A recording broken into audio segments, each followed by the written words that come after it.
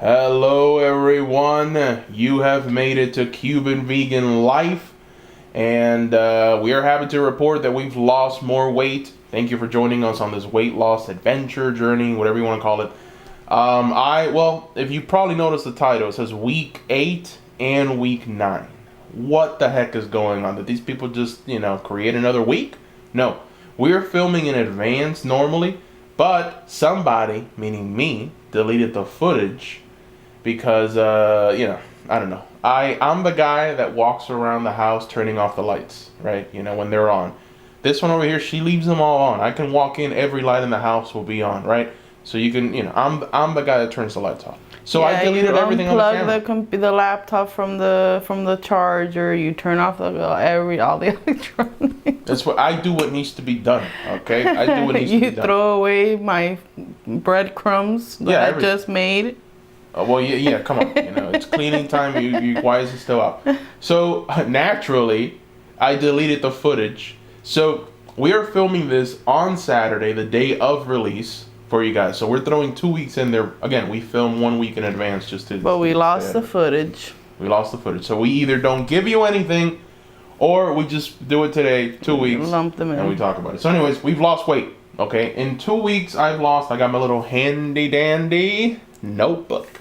So in 2 weeks I've lost 3 pounds.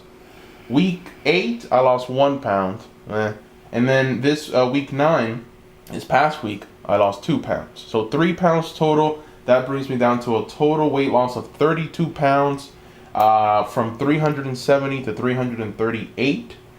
And I got some things to say of why I think, I lost more weight this week than the last week. But anyways, I've been talking for too long. How about you? How are you doing? Huh? Okay, also, you got your little handy dandy I also notebook? have a little handy dandy notebook. This is actually my bullet journal, which I don't kind of use sometimes. I'm very inconsistent with it. Right. But I created a weight loss log here, and I've been logging. What does the weight loss log say? Everything that we've been losing and all that. So what the log says is that I lost weight for week 8. I lost a pound. And then for week 9, I did not lose any weight at all. So I guess you can say I lost half a pound a week. Honestly, I weighed myself a few days ago and I was at 223, which would have put me at 2 pounds for the 2 weeks. But now it says that I weigh 224. So I chalk this up to weight fluctuations of, hormones and water and all that. So who knows? Maybe I did lose a pound. I feel bloated today. I love the who knows, maybe. Anyway. I do feel bloated today, so maybe there's extra stuff in there that shouldn't be, that's not fat. Well, you do have the whole PCOS, so it makes it harder for you to lose weight and all that stuff. Yes, that is true. I did have to take some progesterone a while back to get my period and all that, which I had that this last week, so maybe that's a contributing. But that doesn't matter. You know why? Because this that I'm wearing today is something that I bought when I was at my heaviest last year in December, and I could not fit into it. So I said to myself, when your fat clothes doesn't fit you, you have a big problem. You have to do something about this, because your biggest size that you've ever worn does not fit you anymore. That completely freaked me out, and I think it's one of the things that motivated me to start on the healthy path. So now it fits me. I can wear it. So it's a non-weight related milestone that I am very proud of and that I feel very happy about. Awesome. Well, for me, I think I've been very upset because for week 8 and week 7, it's only been 1 pound. 1 pound. And I told myself I was going to do at least 2 to 3 pounds. That's the bare minimum. So the difference with week 9 between week 8 was exercise, right? That's the big word there. And the thing is, I didn't even feel like exercise. We went to the Indian Mounds. I think I have footage. If we have footage, I'll put it up on the screen for you guys to watch. But we went to the Indian Mounds. We saw just beautiful, beautiful things, turtles, geese. It was beautiful. A lot of walking. We got like 6,000 steps. Etowah in the Indian Mounds. There you go. In Cartersville. There you go. I like how you just add context to everything because I just throw stuff out there. I like that. Yeah, so that they know we're exactly where we went. Exactly where we went. That's right. So anyways, the Indian Mounds were freaking awesome, right? It was, we got 6,000 steps in. And trust me, when you have an additional 200 pounds on top of you, every single step is like a body weight exercise. You're like, my legs are still hurting from that experience. Yeah, and you actually have to like walk up the stairs to the mounds. Like, it's a lot of stairs. I was getting there. So there's a mound where the chief lived, and of course, it's the highest mound of them all, right? Because that's where the chief lived, and they have a hierarchy. So anyways, we're climbing up this mound. Halfway through it, we realize we might not make it. We might have to call help for security. I don't know. We need to call somebody. So, we do what we should, because there's people there, okay? We're not the only ones. There's a bunch of people there. So we stop halfway, and we pretend like we're just observing the sights. We're just stopping to look at the scenery, the beauty of the scenery. We're not dying. No one's dying over here, people. We're not about to collapse. We're fine. Even though we were. We just looked around. We gave it a good 5 minutes and we kept going. Thank God we made it up to the top. My feet, my legs are still on fire. But hey, that exercise worked. It didn't feel like exercise. It was so much fun. So that's what we're gonna do. We're gonna pick like one thing, that we do every week, and we're gonna go and we're gonna get like 6,000 steps in. And then we went again on Sunday. We've been walking a lot. I think we walked like 3 or 4 times this week. So exercise does it. I got that extra pound out, I think, because of the exercise. Been doing the push-ups. And again, look, I'm morbidly obese. All right? That's what I am. I am morbidly obese. And when it comes to morbid obesity, the best thing that you can do is exercise. The best thing that you can do is walk. Get that cardio, right? It helps the heart, helps everything flow. You when you sweat, you get rid of toxins. It's just really good, right? It's good for your skin. I mean, it's the benefits of exercise are just, they're far and wide, really. Yeah, and I will add that when you are morbidly obese, some people are to an extreme where they can't walk, but you can do something. I have seen people, there's some movement, even if it's just sitting and standing as much as you can, like multiple times, like an exercise. Until you can definitely do that, because when you're morbidly obese, if you don't move, you're risking to lose your mobility. Exactly. Okay, and that's extremely dangerous. The more you stay stuck sitting down, the less you move, the less you're going to be able to move as time goes on. Yeah. So you got to get out there and move around. Mm-hmm. I mean, it's a must. Get your vitamin D in. And walking is great too, because if you're morbidly obese, it's kind of a gentler exercise than actually working out at a gym and doing all these different exercises that might be more strenuous on your joints if you have a lot of weight on you. Here's the thing: if you have a lot of weight on you, even if you're walking, it's gonna feel fucking. Yeah. I said a bad word. It's gonna feel terrible. Okay. It's gonna feel terrible, and that's the truth, because you have a lot of weight on you. But that's also it's a good thing, right? Because you're doing extra exercise. It's like every step feels like you've just you're carrying another person. You've got weight on you. You're carrying like 2 people. Let's be honest. Mm-hmm. I'm carrying a whole other me on me. Mm-hmm. So every step we take is an additional body weight exercise. And so, anyways, besides that, I feel like doing exercise and doing fun things would be most advantageous. We saw a documentary. You have a lot to say about this documentary, about veganism, about the planet. My goodness, I don't remember the name. Go ahead. So it's the documentary we watched. We watched it on Earth Day, and it's called "Eating Our Way to Extinction." It was released in 2021. But we had never seen it before, and we saw it on Prime Now. So I'll link that down below in case you're interested. But it's all about our diet, eating meat, and how that's contributing the highest methane and the highest, which is the highest contributor to global warming. So it was really eye-opening to see just all of the aspects of why we need to change our diet, why we need to reduce our meat consumption.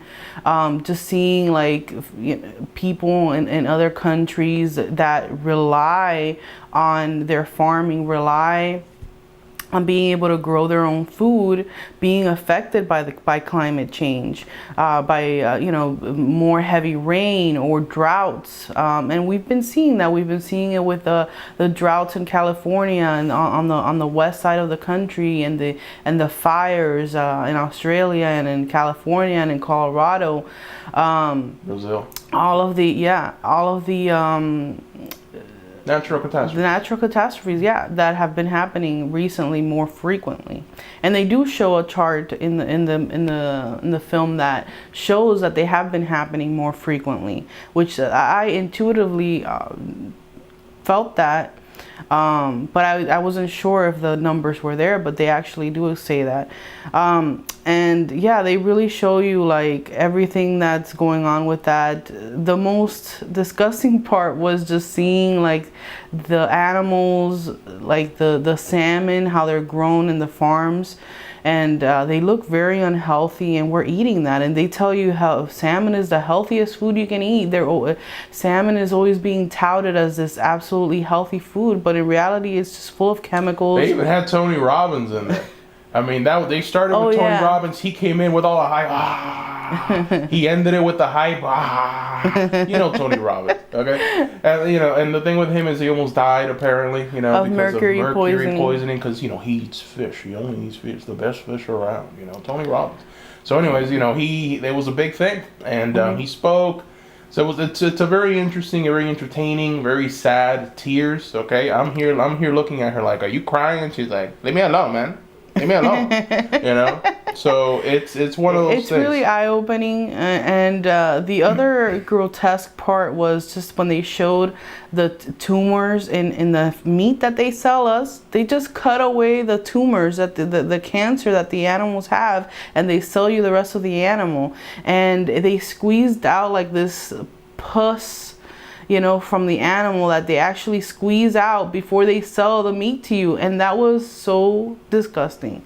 That alone will make me not want to eat meat ever again in my life, because that was absolutely disgusting. Okay? Yeah, the pus. Yes, that pus. I think it was like a tumor that they were squeezing. I don't know, but it was disgusting. With morbid obesity, the best, and I've read it, I've looked into it, the best thing that you can do for your heart, and that's the biggest problem with morbid obesity, all right? You may not have anything, you may go to the doctor, no blood pressure, blah, blah, blah, you're all healthy, you think you're healthy. But really, your heart is working overtime, and at some point that heart gives out. So the best kind of diet to reverse any kind of clogged arteries is a vegan diet. Okay? A whole food plant-based diet. So it's the best thing that you can do for morbid obesity. Don't anybody else tell you otherwise. We've, in the past, a few months, we've had a lot of weightlifters, people that you think would be the most healthiest on the planet. They've given out due to cardiac arrest, right? And it's because they put a lot of strain on their hearts. And it's the same thing with morbidly obese people. You're putting a lot of strain on that heart. So, one of the best ways to reverse it, and they talk about that in the film, is a vegan diet. And there's, I don't know if you guys know, but there's studies out there that have been done on reversing heart disease with a whole food plant-based diet. And heart disease is actually our number one killer. If you look around the entire world, it's the number one killer on the entire world. Number one. Why is that? And our meat consumption is only growing. And another sad thing that I saw in the movie was just all of the Amazon rainforest being cut down for our appetite for meat, to grow the soy food, which is actually fed to the animals, not to us. Only like 3% of the soy that's grown in the Amazon rainforest is consumed by humans. Most of it is going to feed animals that we consume. And it's just really sad, and it really just made us think, and it made you think. Well, it made me think because I actually felt it. Okay, have you guys ever heard of the red tide? I didn't know what the heck that was. I found out in the film, but I had felt the effects because I lived in Miami my whole life. And in Miami, they have now been sending alerts to people's phones for you to not get into the ocean because there's flesh-eating bacteria in the waters, people. And it's like, wait a minute, what is this? I never got any alerts from this like years back. Why am I getting this now? Well, turns out that the what was it? It was the pesticides that they're using. Yes, no, the fertilizers. Fertilizers that they're using for the crops. All of that is seeping into the ocean and it's creating this dead zone, right, in the Gulf of Mexico that you can see from outer space, and that is killing marine life. All of this marine life washes up on shore. You know, the smell's terrible up in Tampa. You know, it's horrifying. And you can't get in the water because you risk actually having all of these issues. Flesh-eating bacteria. I mean, it's horrifying. I lived it. I saw it. It's happening. You know, because one thing is to, like, you know, just watch the documentary and you're like, you know, whatever. It's probably not that bad. But another thing is actually kind of living it, experiencing it, seeing it yourself, and then it's like, oh, that's what they were talking about. Wow, look at that. Yeah. You know? So, I don't know. It's kind of scary, but that's it. That's all I got. I never knew why it was, but no. But the point that I was trying to make is that, what did you decide? What did I decide recently? When I decided, because as you guys know, I was not 100% vegan. Okay, I was not. My diet was 70% non-vegan. Okay, I'm talking about like meat, all the bad stuff. 30% vegan, maybe even 20% vegan. Switched that around to 90 to 95% vegan, and I've lost, you know, the weight that I've lost. But now, okay, and it's not because of this documentary. I've been wanting to do this for a long time. I was just kind of working my way up to it. But anyways, I am gonna go 100% vegan. I've been 100% vegan this entire week. And I plan to keep it going. So, yes, vegans, I'm here. Anyways, so that's the big announcement. I don't know what else. I didn't. Yep. I mean, I assumed that they knew that at some point I was going to go 100%, right, like you. But I don't know. You kept saying that you feel better when you eat a little bit of meat. And that's why you were doing it. Yeah, I mean, when I really meat. When I eat like eggs, like once a week, I felt better. 2 times a week. I honestly think that's just because you don't really focus on getting the right nutrition, and that when you don't focus on that, you risk having some nutritional deficiencies. You know, you need to make sure you're getting enough iron and you're getting enough zinc. And all of the things that are a little bit more difficult to get when you're doing a plant-based diet that you actually have to pay attention to. And I'll make sure to do that, Dr. Natalie.